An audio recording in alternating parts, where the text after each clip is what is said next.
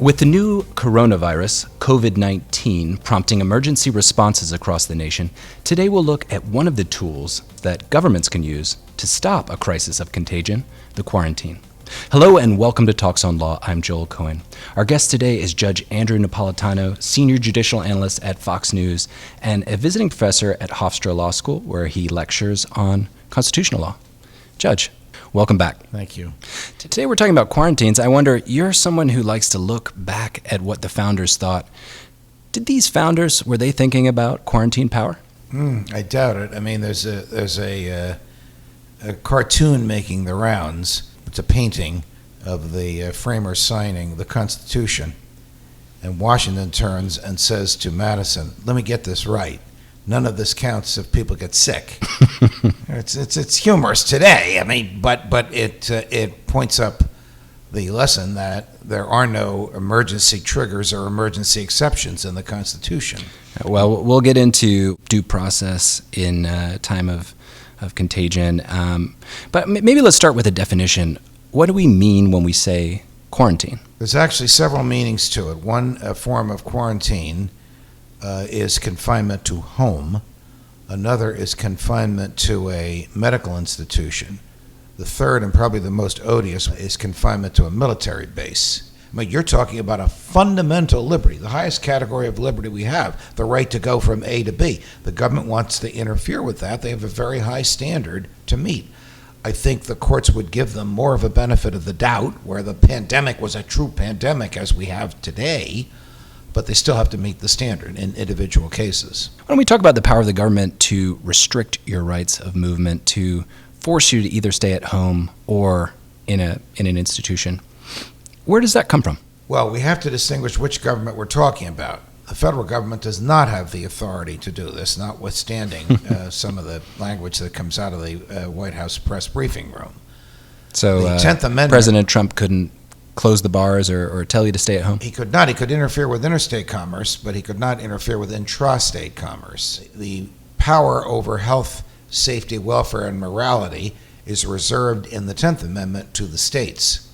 And state governors actually have far more authority with respect to restraining human movement than does the president. In fact, his authority is limited to interstate commerce. So he could close down the George Washington Bridge, the Lincoln Tunnel, the Holland Tunnel, any clearly interstate means of transportation. But he could not order any sort of a stay-in-place self-quarantine or enforced quarantine. Some scholars will talk about a distinction between enumerated powers and the police power. Well, theoretically, the federal government has no police power. The police power is the ability to regulate for health, safety, welfare, and morality. So when the federal government wants to regulate for health, safety, welfare, and morality, knowing they can't regulate, they bribe the states. Example, lowering speed limits from 65 to 55. Lowering maximum blood alcohol content before a presumption of incarceration from 0.10 to 0.08. The feds knew that if they enacted that by legislation, the courts would invalidate it. So instead of enacting it by legislation, they give the states money to do it. You have federal highways in your state. We will repave those highways if you lower the speed limit. Got it. So and lower the maximum blood alcohol content. That happens all the time. There's a Supreme Court opinion directly on point, South Dakota versus Dole, that basically says, take it or leave it. What do you think they did? They took the money. They're all cash. It's a lot of money. They're all cash starved. It's hundreds of millions. So when we're talking about quarantine power, it really sits with the states, at least for now. Unless the feds were to spend money to bribe the states, but the feds have far more pressing issues on which to spend their money. So the answer is yes. The quarantine issues devolve around decisions of governors. So for most of the conversation, we'll talk about the powers of the states. But while we're on the topic of the various government levels, let's touch on cities. There is a view that the cities are deriving their police power from that state power? That's true. From the Supreme Court's perspective, a city is nothing more than a municipal corporation authorized by and deriving all of its power from the state. In New York, that is especially true because of provisions in the New York State Constitution which actually say if the governor declares a state of emergency and elected officials in cities are not complying with the state of emergency the way he wants them to comply with it, he can remove them from office. Oh, wow. So for the duration of the emergency, not permanently, but for the duration of the emergency. So here in New York, there's been some talk that there was a difference of opinions on how to handle a couple of issues between Governor Cuomo and Mayor de Blasio. Right. The power, you're saying, was on Cuomo's side. Yes. If he wanted the opposite of what the mayor did, he could order the mayor to step aside during the duration of the emergency. Now, that's troublesome because the mayor knows far better than the governor could how to allocate resources in New York City. So he might be shooting himself in the foot, but he does have the authority to do that. In New York City, was it the mayor or the governor who put in place the stay-at-home order? It was the governor. The mayor threatened it for days, and the governor went on national television, including a network that employs me, and said, it's not going to happen, it's not going to happen, I don't care what he says. And all of a sudden it happened, but with different terminology. Now, the question is, what happened? You could still go out, you could still walk in the streets, and if the police stop you, you can just say hi and keep on walking. I mean, I guess the difference there is, as you were saying, between quarantine and something that's voluntary. Well, it depends on who you ask. If you ask Andrew Cuomo, and full disclosure, a friend of mine, but as you know, since you're a friend of mine, I disagree with almost all my friends. If you ask Andrew Cuomo if these are orders, he will say yes. But if you ask a legal scholar if they are orders, he will say no. The governor does not have the authority to order any of this. Can the governor use his bully pulpit? Nobody uses a bully pulpit better than Andrew Cuomo. He uses it brilliantly to cajole, to entice, to intimidate. That's what leaders should do. But when he says this is an order and if you don't obey it, there'll be criminal sanctions, he's got to go back to Constitutional Law 101. Because only the legislature... So we're talking more PR than we're talking about actual... Only the legislature can enact behavioral modes. Now I'm using an amorphous phrase because I don't know what it is. Is it a rule? Is it a law? If the legislature enacts it, it's a law that has criminal consequences if you defy it. When the governor issues a decree, there can be no criminal consequences for defying it. You may be shamed. You may be embarrassed. What about sanctions? Can you be fined? If you were fined, it would have to be some sort of an administrative fine, which means your behavior is violating some pre-existing administrative regulation. Example is closing the restaurants. Right. If a restaurateur opens up and because there's no health inspection, that would be the way to fine the person, not because the governor decreed you shall be closed, but because you're violating a pre-existing health regulation. That's a bit of a catch-22, but it would be a way to impose some sort of an administrative sanction. But restraint of freedom, meaning criminal prosecution, forget about it. Some of what we're talking about is more theoretical. It's the powers of various governments. Are there not laws in place that have anticipated this type of disaster? Yes, there are, and the vast majority of them are unconstitutional.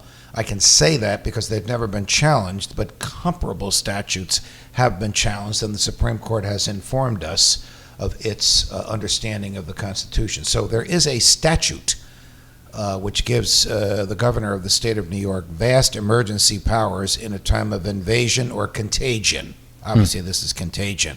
The president says it's an invasion, but it's a contagion. And it allows him to take control of public accommodations and commerce. But much of that is unconstitutional because of various clauses in the Constitution that insulate private commercial behavior and ownership of property from intrusion by the state, no matter what. We're talking about property rights or government takings? Yes, we're talking about the contracts clause. We're talking about takings. We're talking about the right to associate in the First Amendment, all these things that have been interfered with by Governor Cuomo's decrees. Some of them are direct, on-point violations of the language and meaning of the Constitution. But as far as I know, and I monitor this for a living, none of this has been challenged, which is amazing to me. I do my best to sort of gin up the challenges because I want to force the judges to rule, to see how they rule. It seems that people are just either accepting this supinely or going about their business as if it didn't happen.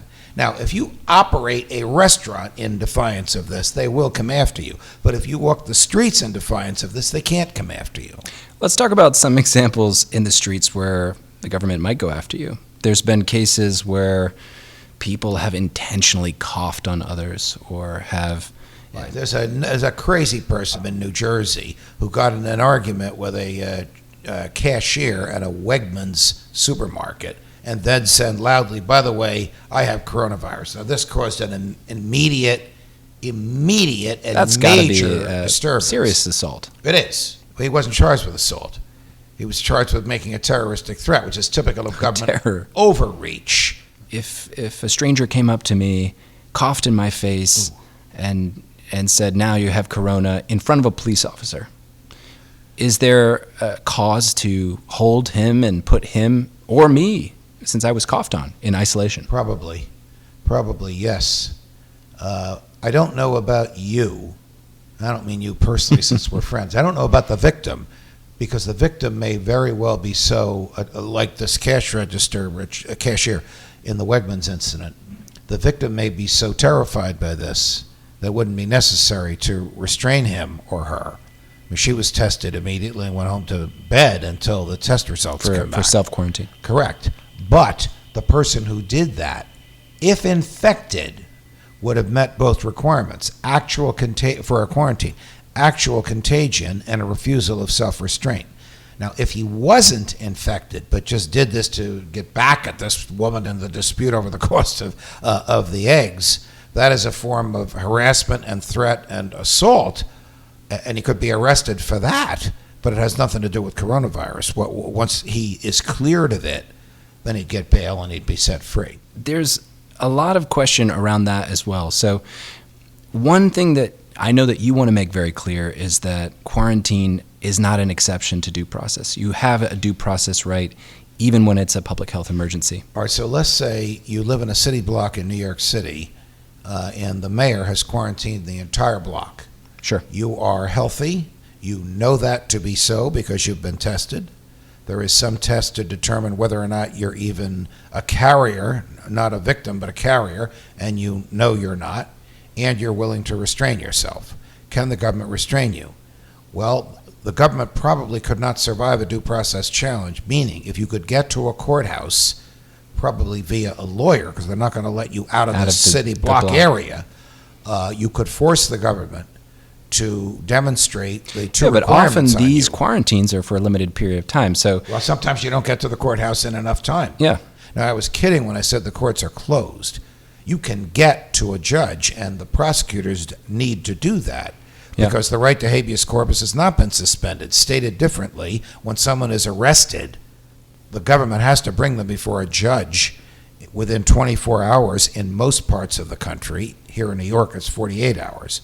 But the judge has to be there, either live and in person or via remote. Right. And that's a whole nother topic, how the judicial system is dealing with this crisis, and certainly unprecedented in a time where technology is so advanced. All the more, the Department of Justice under Attorney General Barr, another friend of mine, should be ashamed of itself because instead of wanting to use technology, it almost seems much of which is in this room with us now, right. They want to suspend the writ of habeas corpus again. They've asked Congress to do it so that they can lock people up and not have to bring them into a courthouse until they have time in which to do it. The Justice Department has asked for the writ of habeas corpus to be repealed?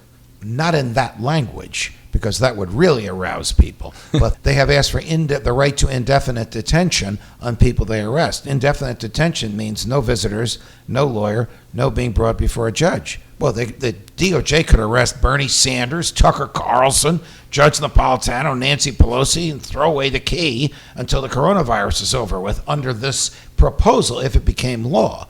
But my point is the DOJ should be ashamed of itself, because with a couple of bright young kids in the DOJ, they can accomplish via high tech what they say they can't accomplish in person. That's I have federal judge friends who take these hearings via Skype in their homes. I heard this morning from an attorney who's doing a bankruptcy deal, and the judge is hearing the case from his kitchen. Right. That is less troublesome. I mean, that's fine with me because that's essentially a civil dispute and both sides agree to it. The issue does arise when the prisoner is in jail, the prosecutor is in his office, the defense counsel is in his office, and the judge is in his kitchen. That's an issue. Why does that bother you? Because of the inability to communicate and to be confronted with the evidence against you. So when I was doing arraignments, now in state court in New Jersey, we would do 150 between 9 and 12:30, and another 150 between 1:30 and 4. You got 2 or 3 minutes. What is the evidence that the government has against this person? The prosecutor goes, I don't know, the police just brought him to me. Well, I'm going to set him free if you don't make out a prima facie case, because habeas corpus is meaningless if the jailer doesn't have to make out a prima facie case. That is very difficult when they're in 4 different rooms. When I can't, as the judge, see the look on the police's face, see if the prosecutor is telling the truth, look for documents that they have in front of them, and allow defense counsel and the client to speak with each other. I'm not saying it's impossible. I'm saying it's difficult and it's troublesome when all 4, judge, prosecutor, defendant, defense counsel, there's usually a 5th, the arresting entity or agent, when all 4 or all 5 are in different places. It certainly makes understanding the case harder for the judge. It does, and a lot of judges would tend to, as most of them do, most of them are, this is going to get me in a lot of trouble, prosecutors in black robes. We'll defer to the state. They'll defer to the prosecuting authority, state or federal. You're saying that there's a constitutional right to due process even in a quarantine. You're also saying that, sometimes you may not be able to exercise that constitutional right until after the quarantine. Well, first, it is the Supreme Court, not I, that has said there's this constitutional right. You can exercise it as soon as you can get somebody to file something for you. And in this high-tech world, if you know what you're doing, if you're a lawyer or a person who knows how to do basic research, you might be able to file it yourself. You might not get an answer until the crisis passes. I mean, one of the things judges do is avoid making rulings, constitutional rulings, if the issue that they're addressing is of finite duration. They'll just wait till it's over. It's better for this guy to stay in his bedroom for 2 weeks than for me to make some major constitutional ruling that's going to affect the ability of the government to do its work. That's the way a lot of judges would think. Others would say, give me the case, I'll rule right now. Yeah, but I mean, judges are people too. They don't want to get sick. They don't want to be blamed if their decision results in more people dying. Well, now we get back to the email that I got. What's the email that you got? The picture of the framers signing the Constitution, and Washington says to Madison. I'll tell you what Madison's answer would be. Let me get this straight. None of this happens. None of this works. If people get sick, Madison would say, "What are you, crazy? We just wrote a document that guarantees natural rights, come what may, in good times and in bad." So let's talk about what needs to be shown for the government to win if you're able to challenge your quarantine and the quarantine ends up before a court and you're still in quarantine. What does the government need to show? Actual contagion. Not that you live in a block where there's much contagion, but that you, the plaintiff or petitioner, actual contagion, and either an unwillingness to restrain or a propensity to expose. It's a very difficult standard for the government to meet. Very difficult standard. Wait, are you saying let's take the COVID example. Some people can be infected and it might not show up on a test right away. It's the government's problem, not theirs. So let's imagine a case where instead of 2% death rate or 4%, whatever the worst case is right now for COVID-19, where it's 100%. We know that it takes 10 days to manifest. We want to quarantine this entire block because we know there's people in there. I would think that most judges would defer to the executive and would forget about due process. But then that means due process is not a guarantee. In times of contagion. Correct. And then there's no exception for that, either historically or in the plain language of the Constitution. Very, very few judges would take the plain language of the Constitution argument that I'm making in a case of 100% death. Maybe few would take it even now. I think most judges would defer to the executive right now, which is why we haven't seen any of these Although I understand they're coming, we haven't seen any of these challenges yet. Right now there's a lot of conversation about flattening the curve. Let's say we're in a world where the curve has been flattened and some of the risks have been avoided. There you might imagine a judge thinking, well, let's look more closely at the constitutional law. I hope not. I hope that the close scrutiny of the constitutional law would happen. Would be there all the time. Well, sure, because the right to travel is a fundamental liberty, and a fundamental liberty, the transgression by the government of a fundamental liberty necessarily requires a very high bar, no matter what is going on in society. That's not me, that's the court. We talked about what's happening in many states, which is mandatory, or I'm putting mandatory in some type of quotation marks, but stay-at-home self-isolation. If it were to be made mandatory by a governor, would that hold constitutional muster? Because you just said quarantine requires actual. Yeah, I don't think it would infection. hold constitutional muster. I also don't think any governor in any large state would be crazy enough to try and enforce it, because he wouldn't have the resources with which to do so. And maybe they could do it, forgive me, in Rhode Island, but you certainly couldn't do it in Texas or New York or California or even New Jersey, which is small geographically. Right, it would overwhelm the system. This is a very serious and high anxiety time for all of us, but indulge me if I want to do some hypotheticals. Let's test the limits of quarantine power. How long can they be kept? Let's imagine the case of an individual who is quarantined with an illness of which he is the unique sufferer. This is the Typhoid Mary case. Typhoid Mary. She was kept for 25 years. I don't know the answer to that. There's no case in the modern era of a person like Typhoid Mary. Nevertheless, back to that cartoon of the framers, there's no exception for people that are sick. I would deny the quarantine, and I would require the government somehow to keep this person away from other people, but to allow him the freedoms that are naturally his. But there may be a huge vacuum of freedom if you're restricted from ever going near another person for the rest of your life. Yes, I understand that. Or until a cure is found. Yes, I understand that. But if you truly believe in the natural law, if you truly believe that our rights are natural to our humanity and it can only be taken away by a demonstration of fault, the fault, I guess, would be an unwillingness to restrain himself in this bizarre hypothetical of yours. From coming in contact with others? Correct. What if you are in fact infected with a contagious disease during a time of a pandemic? Are there legal concerns that you may be knowingly spreading it? May you be also breaking the law in the process? Wow, this is the Rand Paul case. Senator Paul was working out in the Senate gymnasium and was interacting with many, many, many people the previous evening, and at 7 a.m. learns that his test was positive.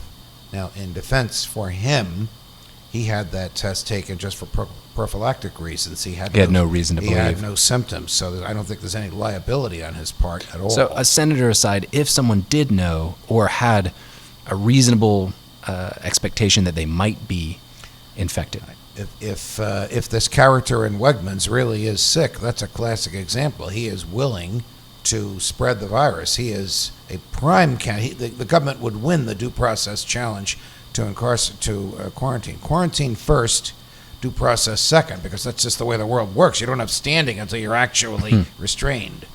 So quarantine first, due process second, then maybe criminal charges third. Well, in his case, the criminal charges, yes, would be immediate. I don't even honestly know what happened to him. I don't know if he's quarantined now, but they also know whether he's positive or not, he has a propensity or a willingness to infect someone.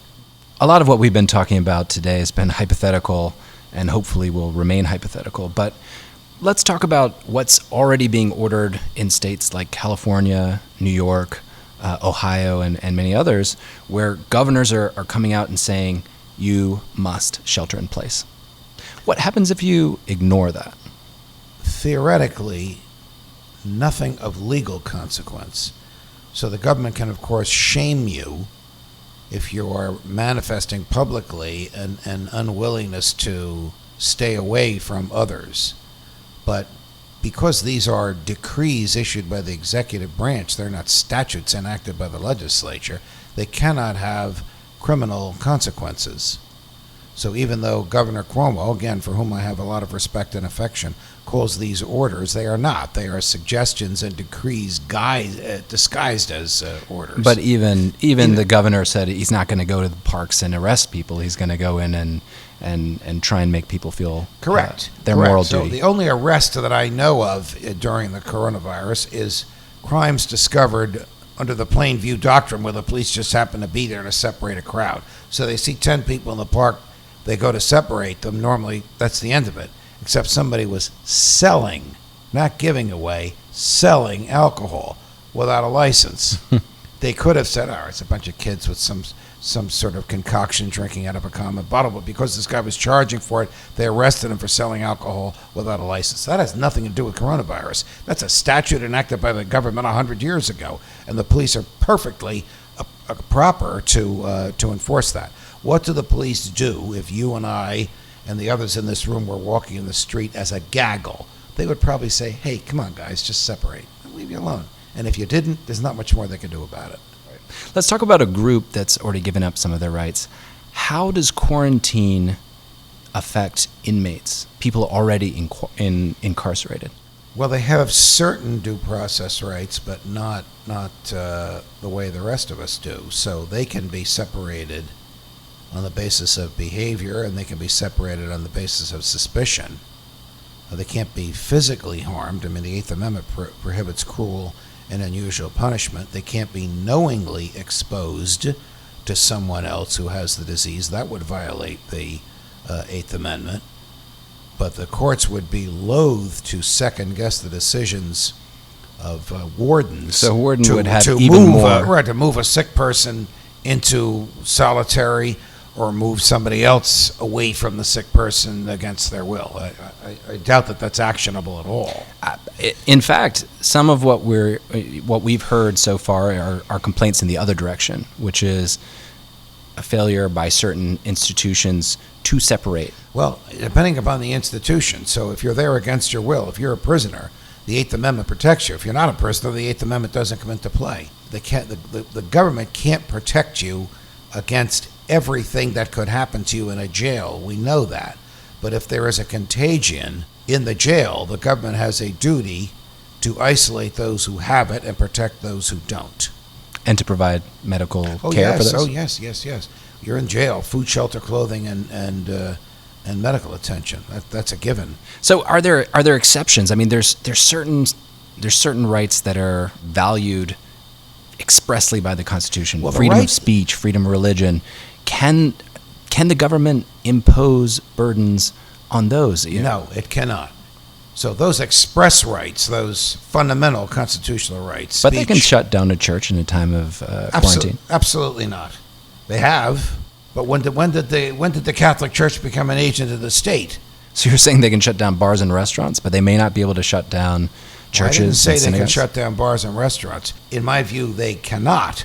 But they can talk you into believing that they have for some greater good. This is the intimidation and bully pulpit. You don't believe that the government has the ability to shut down restaurants and bars? Absolutely not. The Contracts Clause of the Constitution says the states can't interfere with a contract. I have a lease, they can't interfere with it. They want to shut down your business, they've taken it, they have to pay you for it. They don't have the money to pay you for it. Yeah, but that's going to happen afterwards. That'll happen Well, afterwards. the compensation is never up front. even in an orderly taking, they want your townhouse because they want to widen 7th Avenue. They take the property first, and then you have the dispute over what it's worth. Right. So the money is always at the end, unless you are foolish enough to accept their initial low-ball offer. Same thing would be the case for shutting down a business. But they are still subject to the Fifth Amendment, to the Contracts Clause. How about the First Amendment? Suppose Bernie Sanders says, I want 2,000 people to greet me at the corner of 42nd and 6th. And the governor said, And the governor says no groups over 10. Right. And the real reason is, I want Joe Biden to get the nomination. But the subterfuge is, too many people are going to get sick. How do we resolve that? We resolve it in favor of the plain meaning of the Constitution. So there you'd have a due process. You can associate with whomever you want. If you go and there and get sick, it's your fault. But if the governor can show that that rule was in place not to favor one political candidate, it would likely be held up. Because it's a public place and because he's dispersing people. But it's a very high burden for the government because the right to associate is a voluntary right. Yeah, I mean, so even it's more extreme. unlimited. Let's say they're gathering together in protest of the law saying... in protest of the quarantine. The quarantine. They can't break that up. They absolutely cannot. They cannot. All right, I think they might. Will they be quarantining Judge Andrew Napolitano? Probably, if I keep up like this. Well, it's always a pleasure to sit down with you. Thank you for your time. Anytime, Joel. Stay safe. You as well. And thank you for watching Talks on Law.